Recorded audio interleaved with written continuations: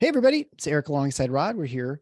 Thrilled to have another great guest with us today on the Final Four is not on the schedule, Robbie Hummel. Robbie is played for Purdue from 2007 to 2012.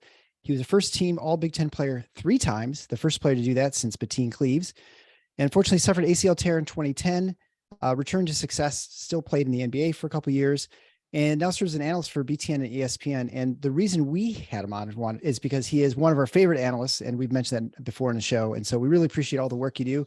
Smart, actually have opinions that are interesting during the show. And, if you see a bad call, you'll call it out. And we really appreciate that. And just your overall analysis and the clearly the prep work you take into the game. So we appreciate you coming on the show with us today. No, thank you for having me. I have listened to your guys' podcast numerous times on drives throughout any Midwestern Big Ten city. So I am big fans of your guys' work as well. Well, I appreciate that. Thanks so much.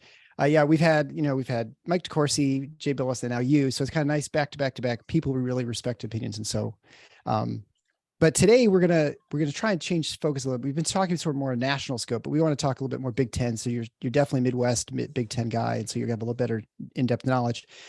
And I kind of hate to open with this question, but I think it's the one that's the big gorilla in the room. Purdue, when it comes to the national championship or the NCAA tournament this season. I know you've been asked a bunch of times, but just for our listeners, what do you think happened in that game that led to sort of what transpired?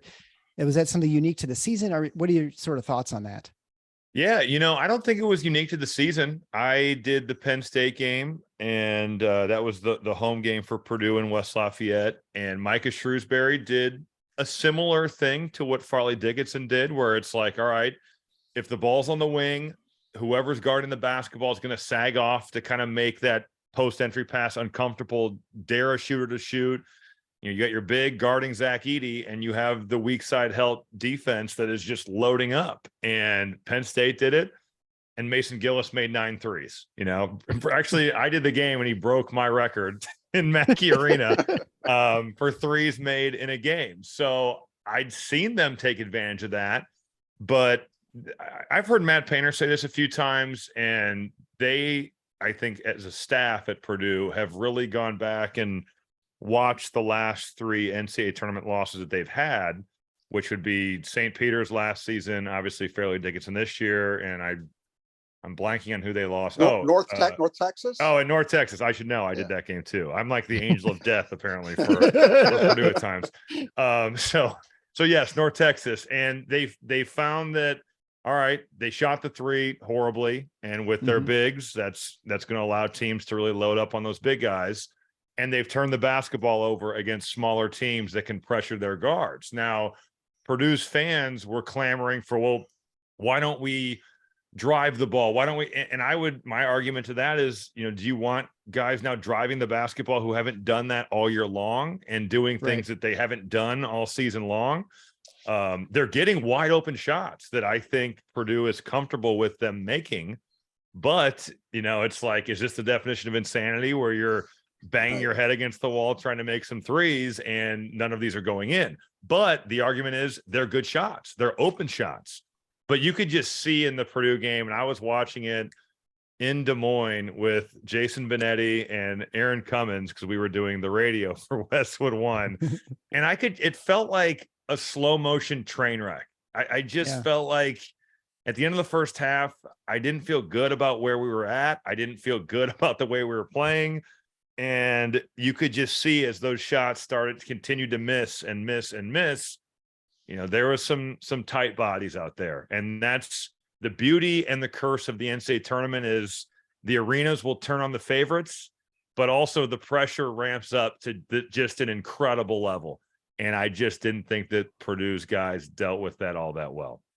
Do you think, because one of their defensive tricks or whatever is to completely sag off the shooters, which is very unusual. Usually you make a show, at least, try and, disrupt the shooter in some way. I mean, they weren't even trying that. No, it was disrespect. Do you think there's like a psychological attack, right? I mean, it was a totally different way of playing. It can be. I know I've played with guys who have not been guarded before, and it messes with their minds. I think it can make you take quick possessions. I'm open, I should shoot. And you miss a couple of those in a row, and now you've had a second of a possession, and then it depends on your opponent, but then they can put you on defense for 30 seconds. We used to do it against Wisconsin, was the king of that with Bo Ryan. All right, we take a quick shot. Well, then they're going to go down and run 34.5 seconds of swing. And if God forbid we give up an offensive rebound, better load up for 34.5 more seconds of swing. So there's a lot of dynamics at play. I think some guys are affected by that more than anything. But the fact of the matter is, if you start that game and you make a couple shots from three, you could plant the doubt in Fairleigh Dickinson's mind, like, we can't do this. They're gonna blitzkrieg us from the 3-point line. We can't. And Purdue, I think percentage-wise, was okay last year from three, but they had games where they were really good and they had games where they were abysmal. And unfortunately for us, that was a game where we shot abysmally. Do you think with the definitely emphasis in Purdue the last few years, you've had Zach Edey, you had Isaac Haas, Matt Harms to some extent, fairly not immobile, but less mobile and athletic bigs and really big bigs, right? And you played Juwan Johnson, who's much more dynamic, athletic. Yeah. Do you see Matt Painter moving more to that, reconsidering sort of his strategy in these really big monsters, in the paint? I mean, what do you think about that sort of strategy? That's an interesting question, because I think Matt Painter has just kind of evolved through whoever is his best player to play through them. So when he first got there, it was Carl Landry, who's like a 6'6" back to the basket beast. And they played through Carl. And then with our teams, it was probably the most we played through Etuan Moore, and Juwan Johnson as well. And I think that I kind of got thrown in that mix some, but probably those two the most. After that, you'd say AJ Hammonds, you'd go to Caleb Swanigan, along with Vincent Edwards and Dakota Mathias. And then you kind of get into the Isaac Haas is in that deal too, Biggie Swanigan, Carson Edwards. So it's kind of like a meandering road through all different positions. But I don't think that he's married to immobile bigs. I think that if he could get a super athletic big guy that was a really good player, he'd take him. But I just think it's happened to work out where they've gone from AJ Hammonds, who was actually pretty mobile, but he's huge. He's 7 foot tall, on to Isaac Haas. And then you mentioned Matt Harms. And now here we are with Zach Edey. And those have just kind of been the best players. I don't think he's recruiting to get immobile, huge people, but he has certainly, those are the types of bigs he's gotten. But again, I think there's that kid, I believe he plays in Marion right now, Fiore Bedunga. I'm sure they're recruiting him hard. Like he's one of the best players in the country. I think it's just kind of worked out where the bigs that they've gotten have been good players, but they've been more immobile. But it's not that they'd be opposed to taking a guy like a Juwan Johnson if that opportunity presented itself.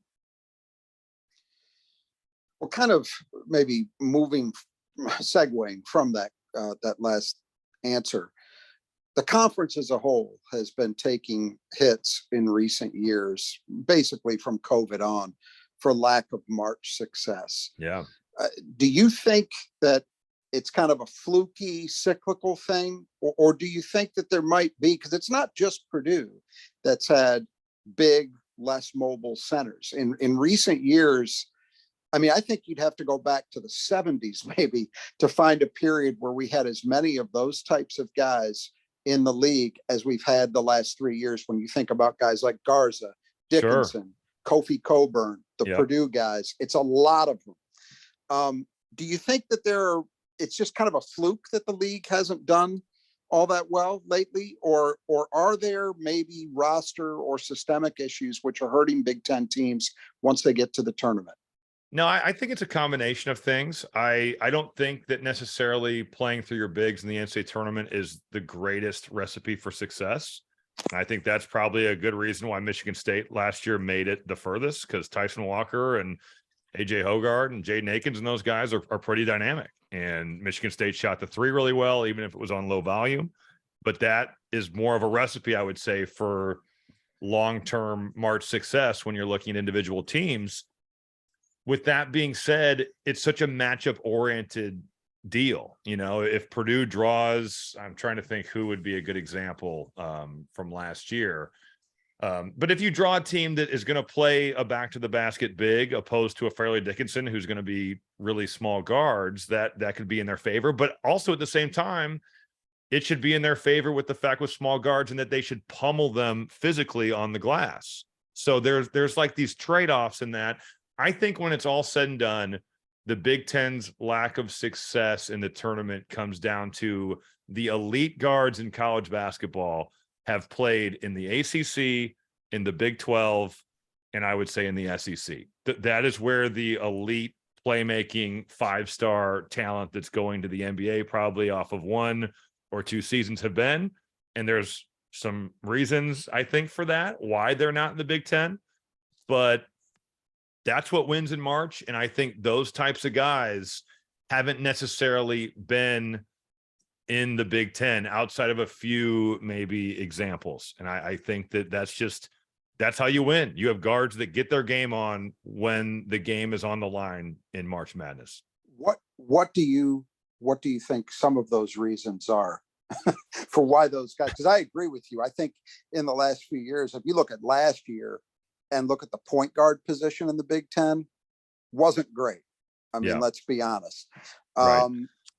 What do you think some of those reasons might be? Is it the way that recruits perceive the conference? Is it other things? I think, there is probably some perception issues that the league fights, and it's what you talked about where, all right, well, they're going to throw it inside to Kofi Coburn and Hunter Dickinson, well, formerly of the Big Ten, Hunter Dickinson, Zach Edey, all those guys that you mentioned. It is known more for being a physical, tough, rugged league.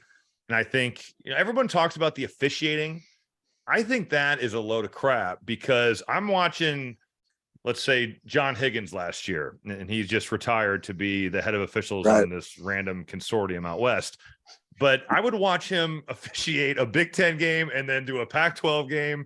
And then the next night he's doing a Big 12. Like, he's all over the place. Like, there are some refs that probably do more of certain leagues, but you're getting a pretty good mixture of guys from all of the high major leagues when you're talking about the Big Ten. It's not like when I played, when you're like, well, here's Eddie Hightower and Ted Hillary and who else can I think of that was a blast? Steve Welmer is out here. Teddy Valentine. Those guys. Jim Burr is here officiating. Those guys were heavily in the Big Ten, and they would kind of find their ways to other leagues too. I don't think it's the officiating. I really think that the Big Ten is known more as a league that doesn't cheat. So I think when you're talking about the highest end guards, and NIL kind of evens that playing field out, because now, it's kind of out in the open, and I'm sure that there's still cheating that's going on, but I think because it's more of an on the up and up conference, the high end guards are going other places to maybe not so up and up recruitment deals. Yeah. The other thing I would want to add and ask you your view on is, I know it's something that Tom Izzo is, of course, this is a Michigan State podcast. That's mostly what we're focused on. But Tom Izzo over the years has talked a lot about his best teams in March have tended to be those who are very, very flexible. Yep. And that's, I think, usually the goal he has as best as he can. Some years the personnel doesn't allow for it as much as others, but that, you talked about matchups being so important. It seems to me that the real key is you can play and win in a variety of ways. And when I think about the Michigan State teams that have gone to Final Fours, that's usually been their MO, is they could win a 55-54 game, or they can win an 85-84 game, and anything in between.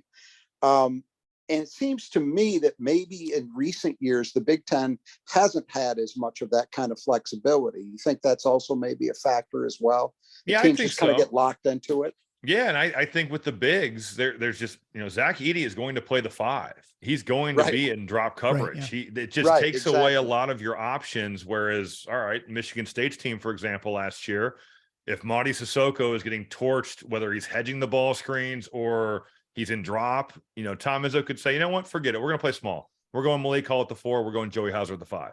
And, if you can hold your own on the glass with that lineup now, from a skill perspective, you've got 5 dudes on the floor that can all dribble, pass, and shoot. So I think that that's a great point. When you play through a center, not only is that going to clog the lane, now Zach Edey is clogging the lane, you could say in quotes, while giving you 30 and 15. That's a pretty good problem to have from that perspective. But defensively, it does hamstring you a little bit when you have a big that struggles to guard pick and roll in a number of different ways.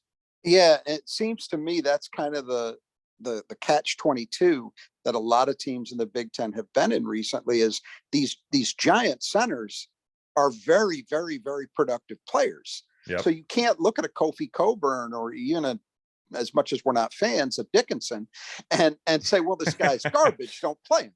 Right. You know, I mean, they put up huge numbers. You understand why they're playing, but as you say, it comes with a cost as well. And you're kind of, I even think those teams on offense, it hurts in some ways, at least in terms of limiting flexibility, because you have that kind of weapon in the post. Well, you got to feed them, right? Yeah, you got So to that's throw what it you do. inside. You got to throw it inside. And I think on top of that, from a pace perspective, I know Illinois, Brad Underwood wants to run. He's always wanted to play fast.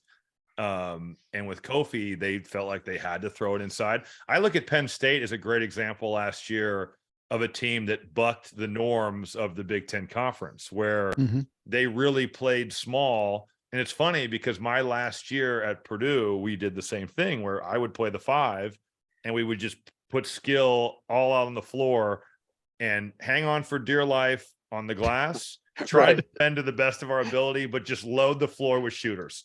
And it's a dangerous way to play. And that's why Penn State ends up making that run. And I did the game in Des Moines against Texas. They were right there. And Absolutely. Texas was as talented as anybody in the country last year. I mean, they were loaded 1 through 8. And Penn State gave them all they wanted, but they're terrifying. They've got a superstar in Jalen Pickett who can back you down. He's unique. He's great in pick and roll. He's a good passer. He'll score. And you just load it with shooting around him. And Micah told me, because I played for Shrews, he was an assistant at Purdue my senior year. And at Big Ten Media Day, he goes, "You're going to love our team. It is a spitting image." Now, Jalen Pickett is better than I was for sure. But he said, we've got a guy we're going to play around, and we're just going to load shooting around him. And we're just going to try to hang on for dear life rebounding. And we'll hope for the best, but we're going to try to make, 13 threes a game. And that's what they did. Yeah, he was definitely Rod's favorite team outside of Michigan State this season. Yeah, I thought they were a blast to watch. Yep, no doubt. So, talking about teams kind of in the gutter and not playing well in the NCAA tournament.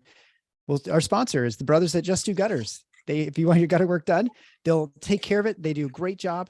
We now have the guys in the west side of the state, Kurt and his team, and there's also the guys on the east side of the state, Greg and his team. So you can go to the brothers that just do gutters. They specialize only in doing gutter work. We get lots of rain, lots of leaf buildup. If you want just leaf guards, you want repair, replacement, they are the guys to do the job. Fully insured, efficient, friendly. They did my house and did a fantastic job, and I would highly recommend it to anyone else. You can find a link to that below in YouTube or on your podcast player. So let's move on to the place where basically, if you want to just skip watching a game as a Michigan State fan, you might as well just skip watching the game that's being played at Mackey Arena.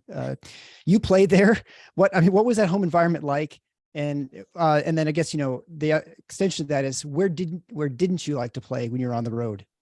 Yeah, I mean, Mackey is a tremendous atmosphere. And it was funny because when I was in college and when I committed there out of high school, I knew, I'd been to a couple of games on visits and I'd seen it on TV, and it's like, wow, this is Indiana basketball. I mean, my last high school game, I actually lost to Etwan Moore, who was my roommate freshman year. And we'd played AAU together I played against him in middle school. We played together for 2 years for SYF, which was a Nike team out of Gary, Indiana.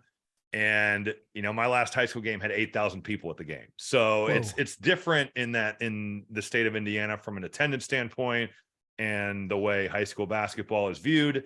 But, Mackey, the level of noise that you deal with in that building, I think it has to be because of the materials the roof is made of or whatever it is. The fans are right there on top of you.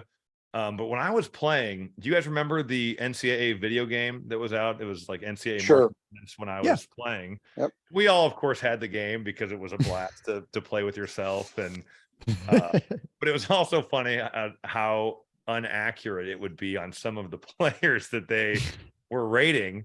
But they had this deal in the game, I think my junior year, where if you were rated a top 25 atmosphere, which obviously Cameron Indoor was 1, Fog Allen was 2.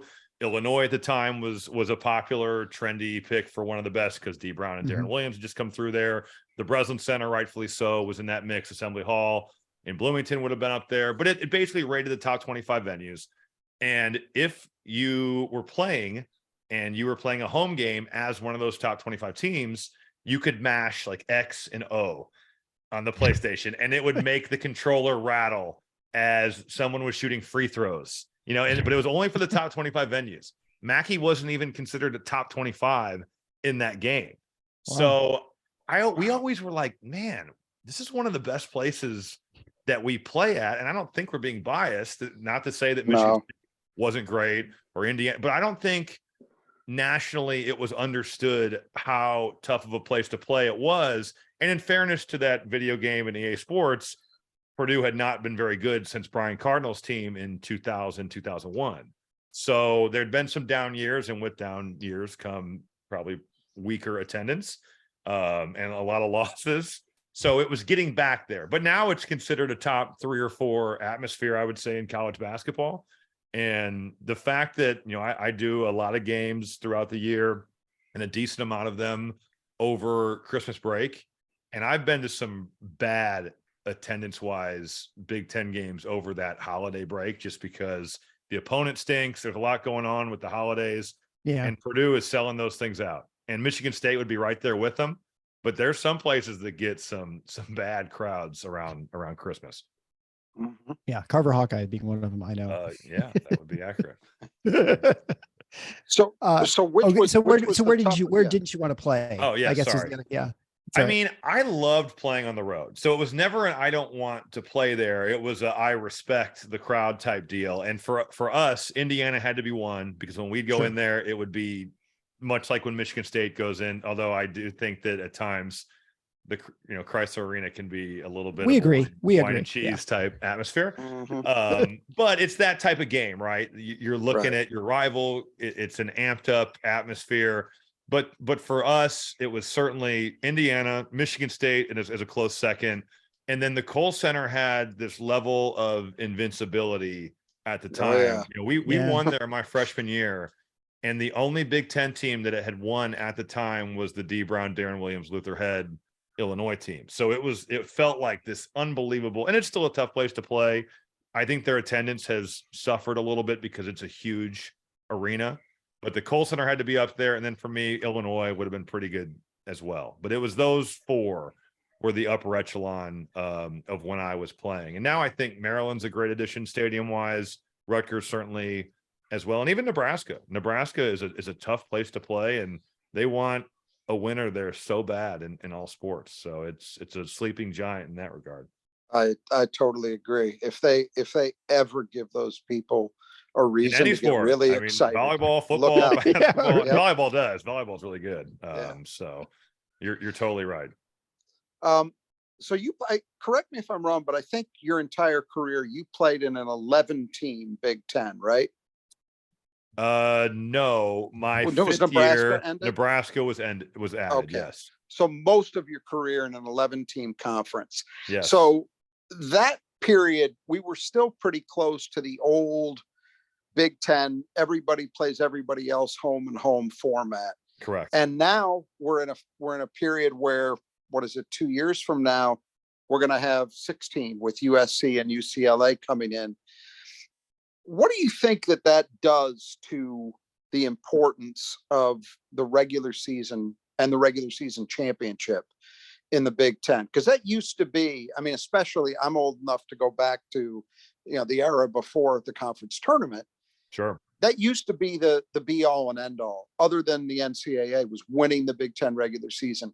Do you think that that's lost anything now that we play these tremendously unbalanced schedules? Yeah, that's a good question. I don't think it loses the luster because winning the Big Ten is such a hard thing to do. But I do think that, at least in my mind, I look at it as the schedule is so important. Sure. It makes such a big difference. If you won it when I was playing or prior to that, you really had to go through the gauntlet of winning at most of those schools, road venues. And of course, the schedule could matter then as well. If Purdue, for some reason in that time, if let's say we didn't play 2 or 3 teams twice and we got Michigan State, Wisconsin, and Ohio State, well, that's an advantage for sure. Mm-hmm. But they were with that few, it was pretty easy to, I think, balance the schedule. Now, like last year, I thought when we did the schedule release in October, I felt that, I believe it was Illinois, had by far the easiest schedule. Now, it ended up not mattering because they were a roller coaster all year long, but I thought Indiana's schedule was insane. And I have KenPom up here, which I haven't been on KenPom in a while, but let me even pull up Indiana's schedule last year to just to show what it was. They finished, and Northwestern being good made this even harder. But from February 4th on, they played Purdue, Rutgers, at Michigan, at Northwestern, Illinois, at Michigan State, at Purdue, Iowa, Michigan. And before the season, you're like, oh my God, like Northwestern is really because Michigan was supposed to probably be better than they were. And every other team was looked at as a team that could be in the top 5 or 6. So it does make a difference. And I think because of that, it not an asterisk, but it's something that I will always think about. But I do believe that winning the Big Ten is incredibly hard. It's an unbelievable feeling to achieve that. You get a ring, you get a banner in your arena. It's a great feeling. And I don't think it devalues it, but it certainly changes things about it.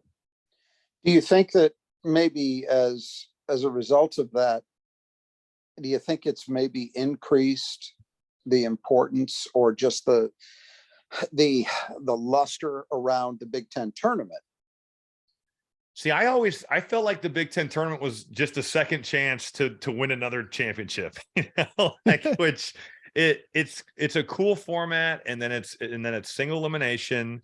And I think it's such a cool thing to have every Big Ten team in one place at the same time. But I will say it is the weirdest feeling when you get to the last day and everyone is gone except for the team you're playing after seeing all these teams. So again, I looked at it as a chance to be a Big Ten champ, even if it's not the same. I wouldn't say it's the same level of achievement as winning the Big Ten, because you do that over the course of 3 months. But still, you win a single elimination tournament against the teams that you're going up against, with the Michigan States and the Purdues and the Illinois and the Ohio States of the world. That counts for something. So I like the fact that there's both. I know that it's a big thing for TV, really, is why we've kind of gone that direction. Sure. But it's great TV. I mean, there's a reason that people watch it. And there's a reason that it rates well. And there's a reason that you've got Jim Nantz and Bill Rafter and Grant Hill coming in for Saturday and Sunday, because it's an important thing. Yeah. Every once in a while, I can remember for me as a Michigan State fan, the first time that I really felt it was actually during your era. It was the 2012 season when MSU, Ohio State, and Michigan all tied for the regular season title. Right. And MSU and Ohio State had split the 2 regular season games, and then they met in the Big Ten tournament final. And it really did feel like a heavyweight fight.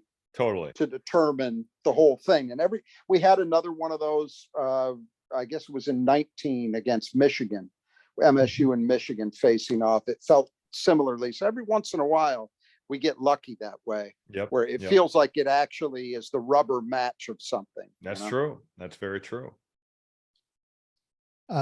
Yeah. So it's I've been to the Big Ten tournament now 3 or 4 years in a row, and it totally is dependent on the teams that make it. So like this last year, Purdue was there, and there's a big Purdue contingent, but Penn State is a very small contingent for basketball fans. And so it was a weird championship game. In fact, my son during the semifinals was cheering, I think, for Purdue, and was it Indiana who was playing? IU lost to Penn State. Yes. Yeah. So So he wanted that matchup because he thought then the crowd would be insane. It'd that be, would have been right? insane because Indiana And- has a much bigger contingent in Chicago than Purdue, I would say. Yes, for sure.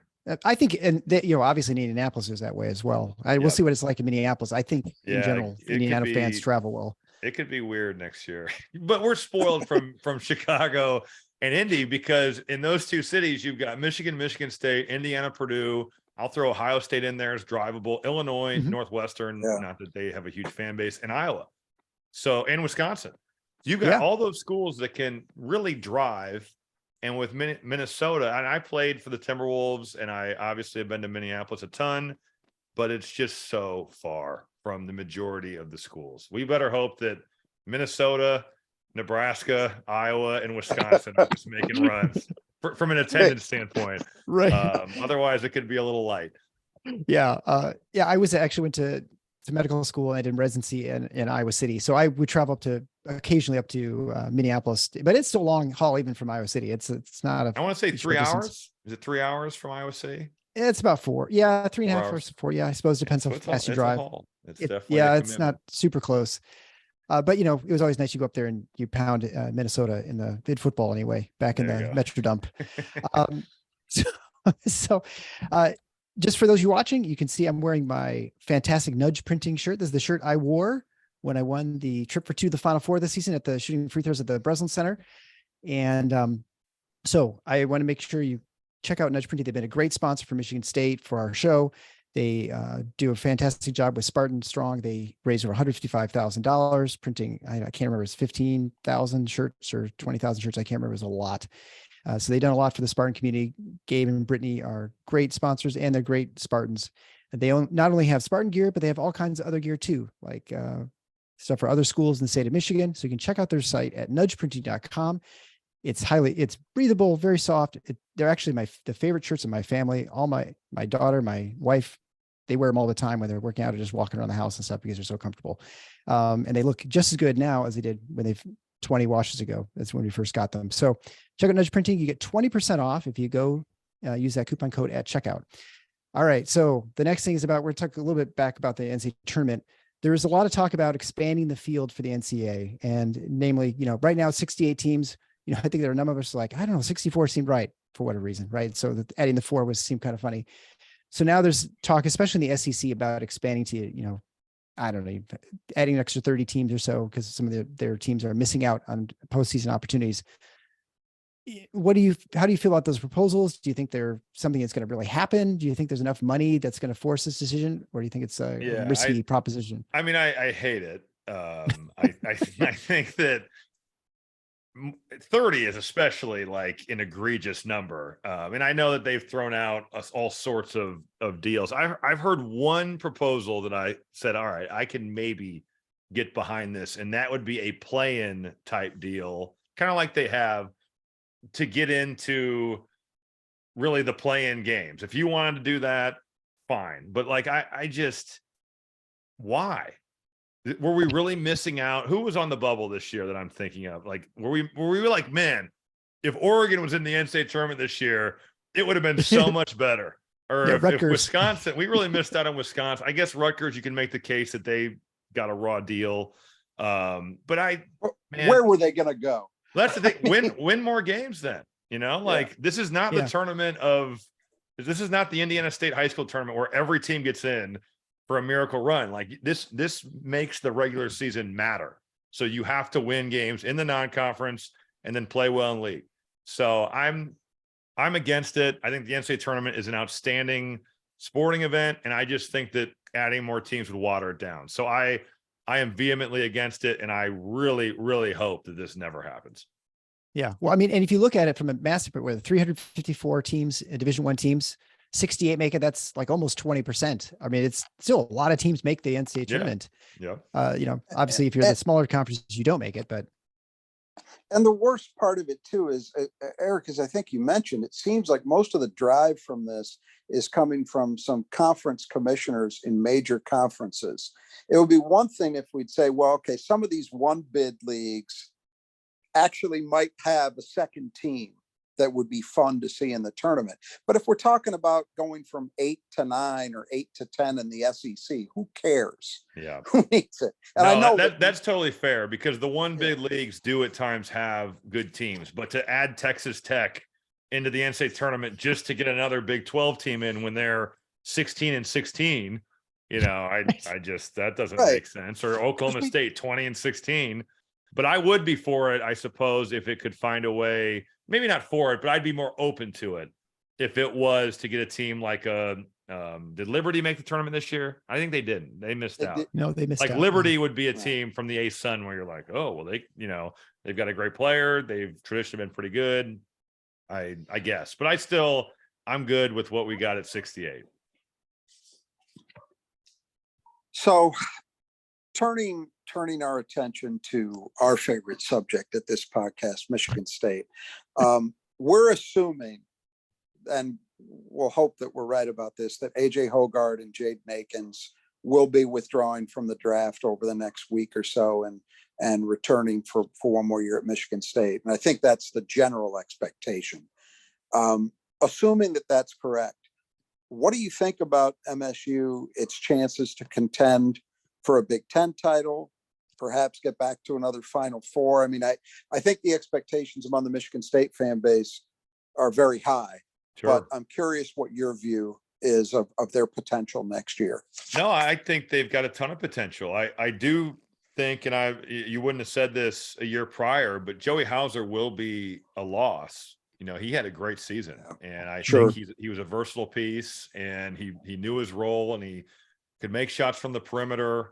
So they'll have to fill that void, but bring everybody else back, assuming that Hoggard and Akins comes back. And I love Tyson Walker's game. Malik Hall coming back and hopefully healthy will be huge. It'll be interesting to see what Jackson Kohler looks like with another year of development.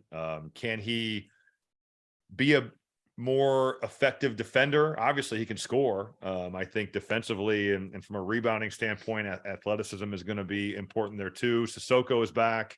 And then the recruiting class that Tom Izzo brings in, looked at as one of the best in not just the Big Ten, but the country. Now I've heard, just because Xavier Booker's an Indianapolis kid and I grew up in the state of Indiana, I've heard he's incredibly talented, but his motor could be at times questionable, which is something that I don't think that flies with Tom Izzo. So I look forward to seeing how that plays out. But Jeremy Fears, a really talented point guard that's coming in from the state of Illinois. And then I think the other two kids are in that top. I think Cohen Carr is like a top 50 player, 40 player. Depends what, service use. Depending on where you look at. So really good recruiting class coming in with a veteran, battle-tested group. So I think there's no reason that Michigan State could not contend for the Big Ten. And, college basketball is crazy. You have these, way too early top 25 rankings, and with the portal, they change all the time. But I think Michigan State will be right there in the top 6 or 7 teams in the country. Yeah, that's the reason we can ask about Michigan State, is because it's one of the exceptions that it seems relatively settled. Sure. Pending those two draft decisions. But I think the expectation has been that they would be likely to come back. We haven't even, we've talked, we usually try to do Big Ten previews in the summer at some point. And every year we keep having to push it further and further back. The portal is killing you guys. Absolutely. It kills everybody. I mean, as you say, it's crazy, but day to day, it's like the stock market, who's up, who's down. I know, it's crazy. It's chaos. Not a lot of stability there. So the last question that I had, you played in the same era as Draymond Green. Sure. What do you remember about competing against him? And did you ever imagine that he was going to have the kind of professional career that he's had? Because I'll be candid, I didn't see it. Yeah, no, that's a great question. So I will say this, and I am not in any way, shape, or form saying this to degrade Draymond as the player that he was, but early on in his career, and I was a year older than Draymond Green, it would have been his sophomore year, my junior year, which I think to me was probably the best season that I had. When we played Michigan State, I always felt like Draymond was still kind of coming into his own, wasn't in maybe the best shape of his career by any means. Mm-hmm. It was not a matchup where I was like, man, I'm going to have to be on it. Not that it was going to be a cakewalk, but when I looked at David Lighty guarding me, I was like, oh boy, because he's 6'6" and he's really athletic and he's going to get up into me and pressure me and make me uncomfortable.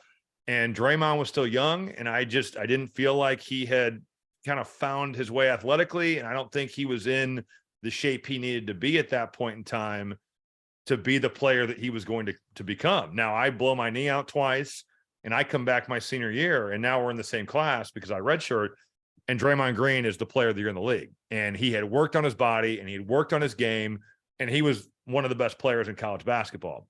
Now, with that being said about his pro prospects, I mean, I thought he would work his ass off, be a team guy, which both those things he's clearly done.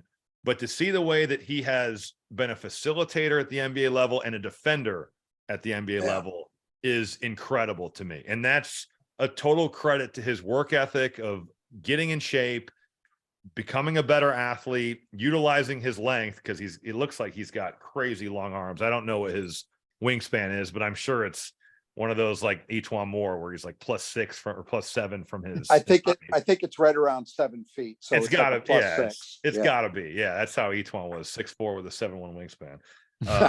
But I just thought that, it's incredible to see the transformation that he made from the time he was a sophomore at Michigan State to all of a sudden being one of the best players in the country and the best player in the Big Ten, to now he's probably going to be he's going to be a Hall of Famer. He's a Hall of Famer he'll be in the Naismith Hall of Fame. Like that's insane. But I do remember how vocal he was on the floor. We played a game at Michigan State my last year, and this is the most BS travel in the history of the Big Ten Conference. We could not get out of West Lafayette. Game was at noon on a Saturday, and we're trying to fly out at like 7. I don't know why we didn't go earlier, but we practiced at Purdue and we're flying out at 7. Terrible snowstorm comes through. So the flight's delayed to 8. Then the flight's delayed to 9. We're sitting on the plane. I watched an entire movie, and we kept like de-icing, getting ready to take off. Can't do it. Come back, de-ice. And then all of a sudden they're like, we can't fly. So it's midnight. The game is at noon. So we're getting pretty close. We go back to Mackey. They tell us to go to our apartments, try to sleep. And at 4:00, we're going to bus up to East Lansing and play a game.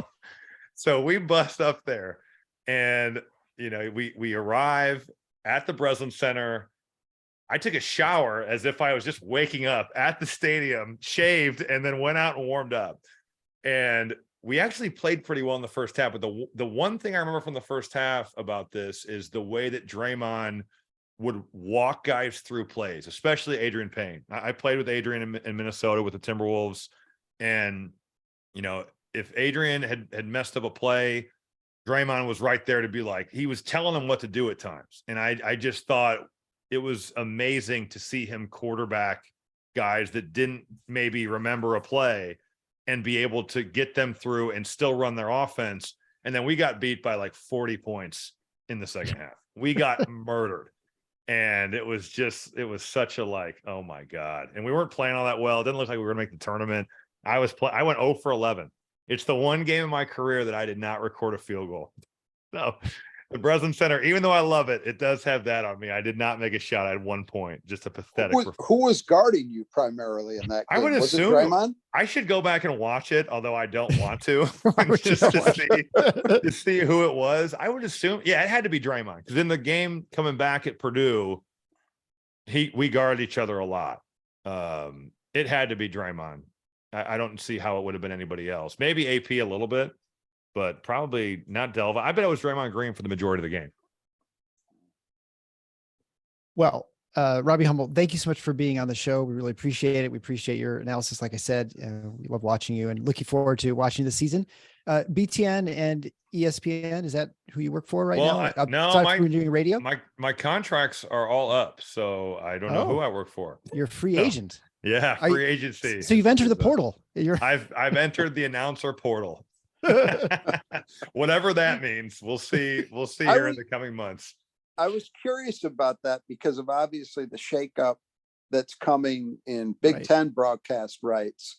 If that might be something. So okay, well we'll keep our eyes peeled to see Yeah, where there you go. where you are next You year. know, my free agency campaigns in the NBA were always terrible. Like they were the worst because you'd watch all these guys sign, and I only played 2 years in the league, and my level of player was still like 4 weeks away. Like free agency would start and you had 4 weeks of waiting. I'd call my agent Mark Bartlestein and just be like, have you heard anything? He's like, well, we're still a couple weeks out. Oh my God.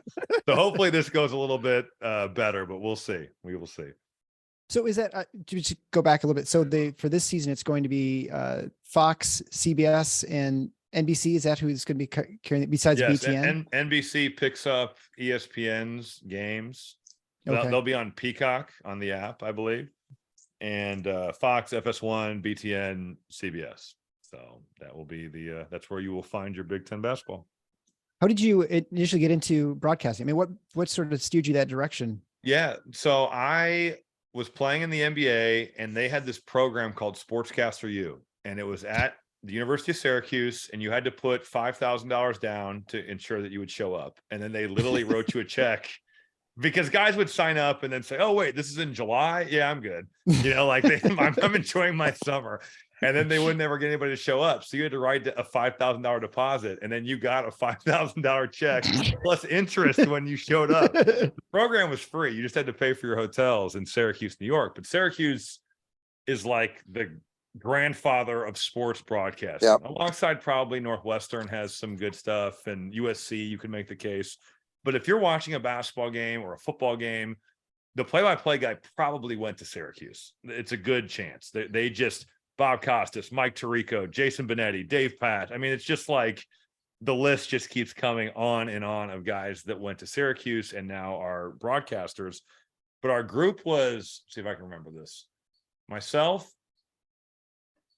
Matt Bonner, Amari Stoudemire, Randy Foy, Danny Granger, Nazi Muhammad, Kalena Azubuike. So that was our group, and we were in Syracuse for 3 days, and it was just a crash course on everything broadcasting. So we called a game for TV, we called a game for radio, we did studio shows because we were there. Actually, this was in June, not July, because we were covering the NBA finals using the NBA's footage because it's an NBA program, and we were just covering it as if we were in the media. So we did studio shows. We did a demonstration on the court at the Syracuse practice facility, like you'd see on College Game Day.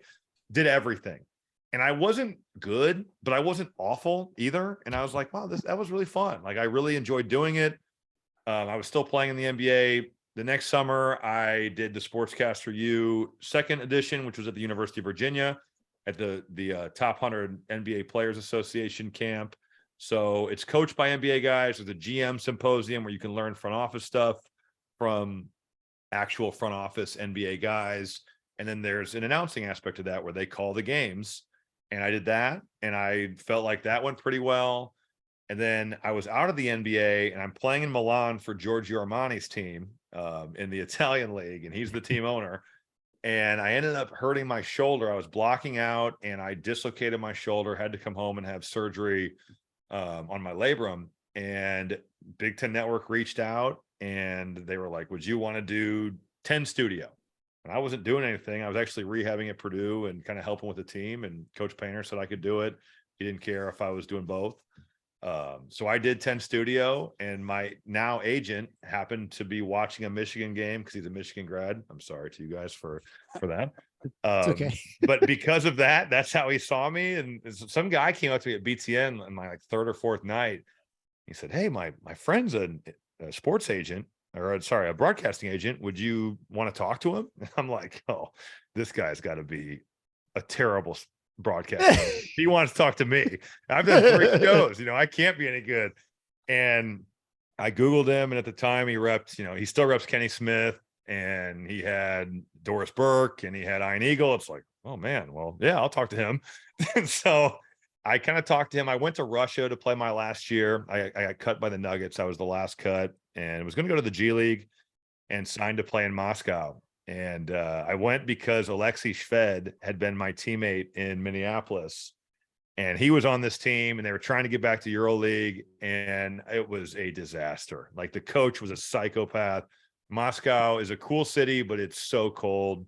I hate it every day. So I called my agent, Maury Gossfriend, who's my TV agent now, and then my basketball agent, Mark Bartelstein. And I told them both, get whatever you can get next year. And at the end of the day, end of the summer, I'm picking, and I'm just going with that. I cannot play overseas anymore. I hate it. I hate every day. So that's kind of how I got into TV. And I had a workout with the Bucks, and I hurt my back shooting the day before. I'm like, this is a sign. Like this is definitely a sign if I'm just shooting jumpers and I hurt my back. I had some offers to go play in Spain for a EuroLeague team for a month. I had an offer to go to Turkey, which was on the border of Syria, which at the time, ISIS, if you remember, was like running. Yeah. So I was like, I can't be on the border of Turkey and Syria. And I had a couple other offers to go play, but I could not do it. I had an offer in Israel that would have been a pretty good one, but I was broken from Moscow. So I got into TV. Yeah. Well, it's great. You're able to stay the game you love, obviously, clearly, right? And so Yep. you're still able to keep up on it without having to do all those workouts, right? Well, in you sit practice. courtside and you watch Big Ten basketball and you collect a paycheck. So there are much worse things I could be doing. I'm very fortunate to be able to do that. Yeah, just like we feel very fortunate to do the show and have the listeners and people support us, and it's fantastic. So, and talk to great people like you. No, thank you. Oh yeah, our pleasure. So just a reminder for everybody, if you want to support the show, we do appreciate that. If you like the content we're bringing you, especially, we got Mike DeCourcy, Coach Thomas Kelly, Jay Billis, Robbie Hummel. We're bringing all the big names in here for you guys in the off season. So hope you appreciate that. It's lend us a little bit of support. You can go to tffinots.com/support. There you can give one-time gifts via PayPal or Venmo, or recurring gift through Patreon. You can look at the different levels: Scott Skiles, Draymond Green, or Mateen Cleaves, or Magic Johnson level with various rewards. So Robbie Hummel, thanks again for being on the show. And until next time, the Final Four is on the schedule. Go green.